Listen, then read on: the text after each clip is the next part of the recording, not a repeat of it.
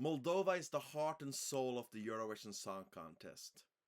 It's one of the most important countries, in my opinion, to keep in Eurovision because they are the least visited, they are the poorest, and they are one of the least talked about countries in all of Europe.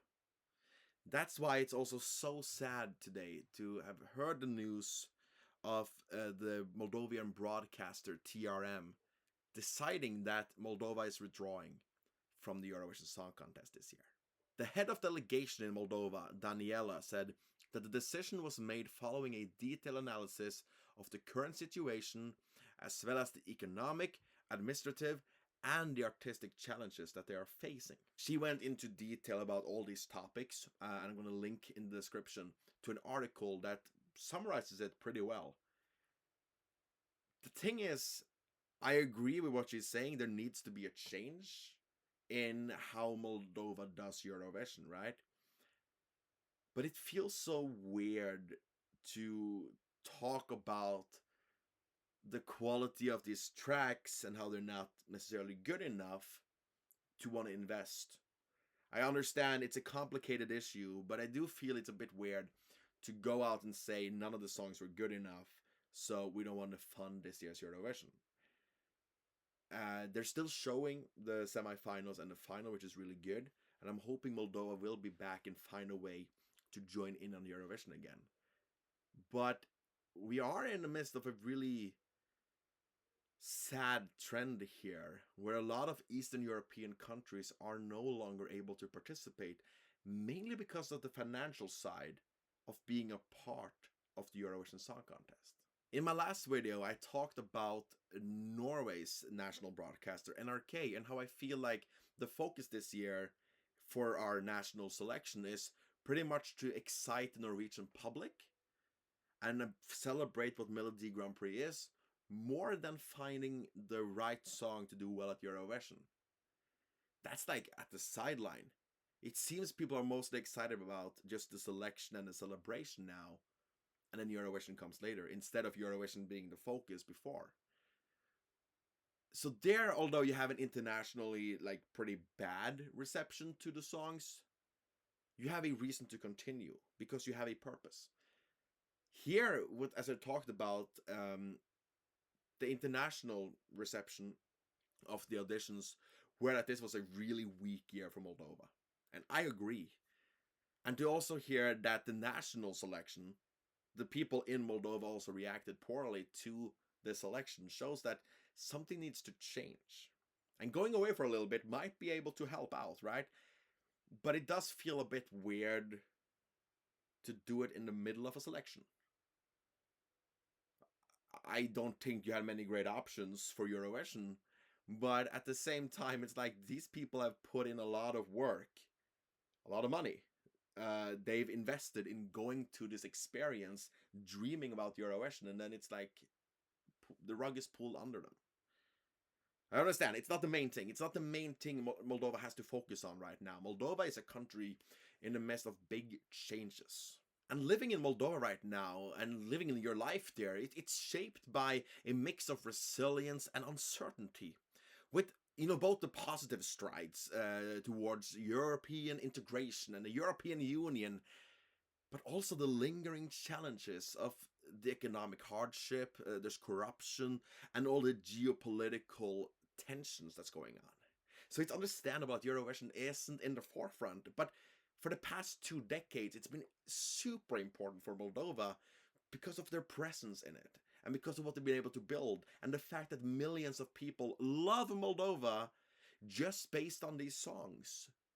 They don't know anything else. They can't put it on a map. They might know where it borders, but they don't know what's inside.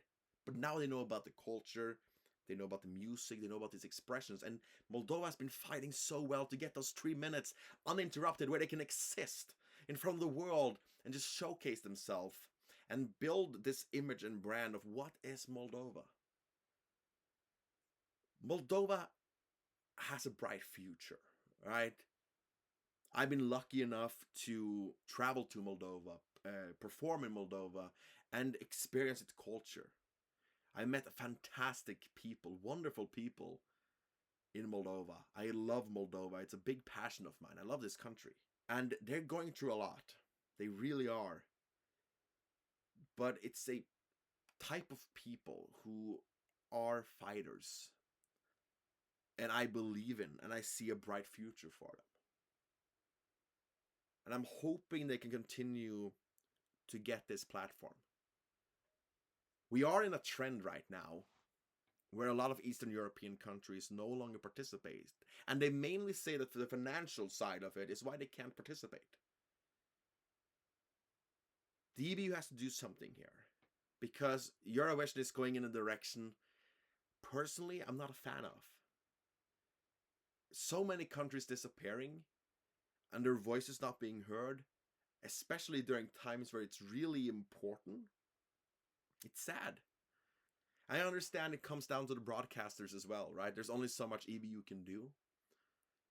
But I'm hoping we can find a way to resolve this.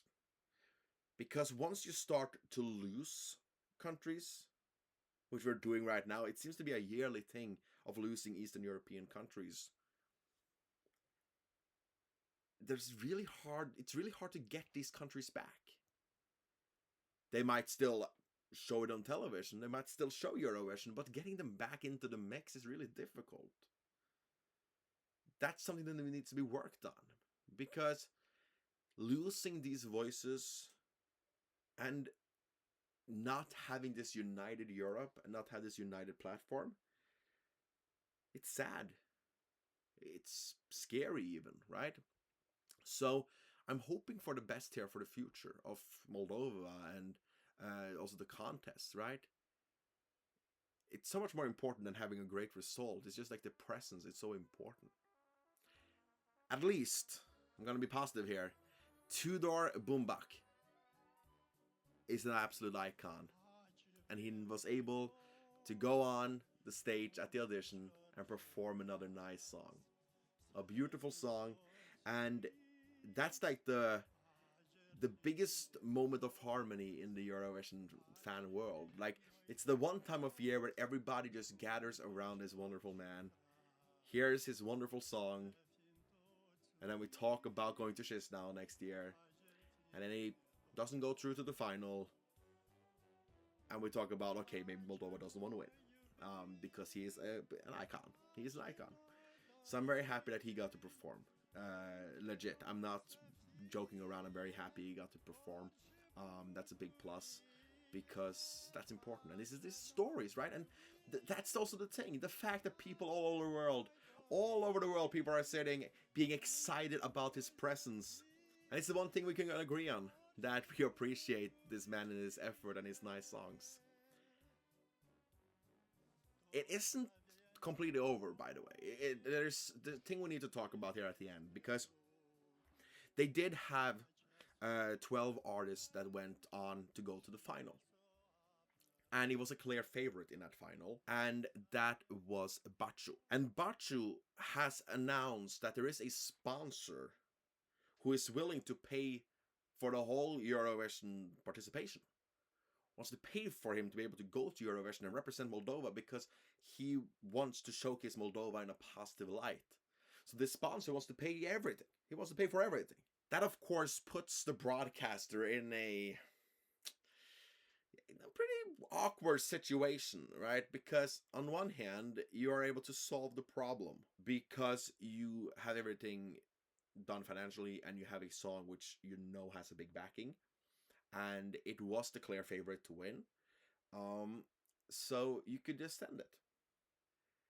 But on the other hand, where I'm standing, where I'm like, it would be awkward and you can't do it, is the fact that it's unfair to the rest of the artists to just have someone in a way pay to win, right?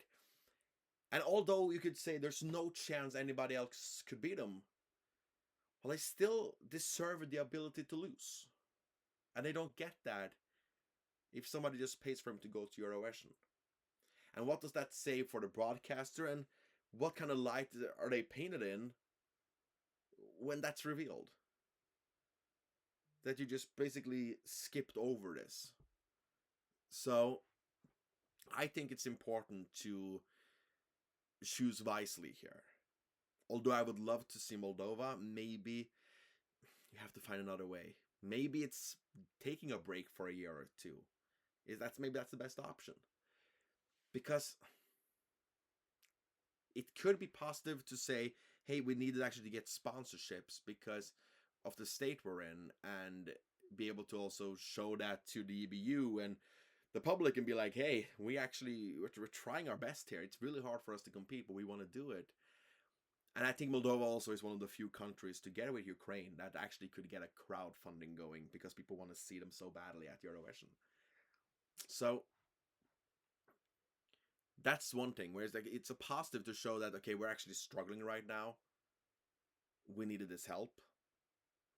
But it also paints you in a bad light because you then had an unfair national selection. So it's difficult. No matter what, I wish everybody the absolute best. I hope it's a great way of resolving this in the near future. I'm hoping we get to see more Eastern European countries return. Pretty much just more countries in general. There's certain countries that can't return for a while. Like I wouldn't, for example, want to see Belarus with their broadcaster come back after how they broke the rules. You need to find a different broadcaster, or a big change has to happen for them to come back. But for a lot of these countries, it's financial struggles that is the main concern.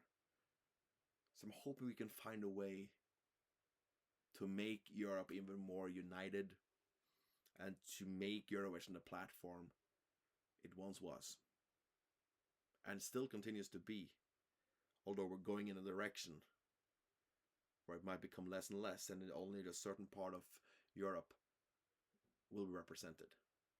Hopefully, one day, many more will be able to join. And that's what I think. Please let me know what you think. Are you hopeful about Moldova's future? Are you hopeful about Eurovision's future? Please let me know what you think. And as always, have a great day, a great life. And please remember, take care of yourself and each other.